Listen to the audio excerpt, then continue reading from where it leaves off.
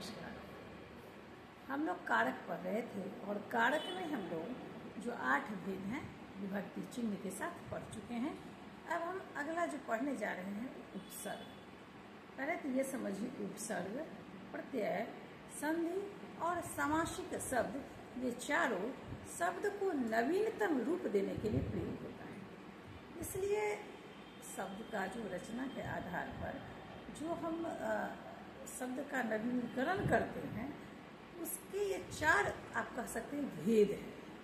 4 यही भेद उपसर्ग, प्रत्यय, संधि और सामासिक शब्द नई शब्द की रचना करती है। और जितने नवीन शब्द हम पढ़ते हैं क्या करते हैं, या तो पूर्व में हम कुछ शब्द में कुछ वर्ण शब्द लगा देते हैं या पश्चात बाद में, या किसी में मात्राओं का परिवर्तन होता है और यही जोड़ तोड़ नई शब्दों का निर्माण करता है। तो आइए पहले हम जानते हैं इस 4 को, सब पढ़ेंगे एक एक करके। पहले जानेंगे उपसर्ग। उप और सर्ग। उप का अर्थ होता है समीप और सर्ग का होता है सर्जना।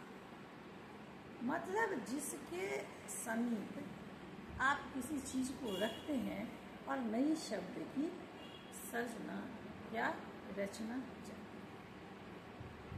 उपसर्ग संस्कृत में 22 प्रकार के होते हैं, जबकि हिंदी में उपसर्ग 19 प्रकार के होते हैं। अब उपसर्ग है कि एक वर्ण से शब्द का अर्थ पूरा बदल जाता है, अर्थात नए शब्द की रचना इससे बहुत आसान हो जाता है। तो हम इस वीडियो में पहले उपसर्ग समझ लेते हैं, अगले वीडियो में फिर हम समझेंगे प्रत्यय। अब उपसर्ग का पहले कुछ उदाहरण, जैसे उपसर्ग का उदाहरण देखिए। पहला, अगर मान लीजिए आप कोई भी शब्द उठा लीजिए, जो शब्द आप एक चीज लगा देने से देखिएगा कि पूरी, जैसे संतुलन। अब संतुलन माने क्या हो गया, किसी चीज की स्थिरता, बैलेंस होना, और लगा दीजिए, अब हो गया क्या, असंतुलन। एक वर्ण शब्द का बिल्कुल उल्टा अर्थ दे दिया,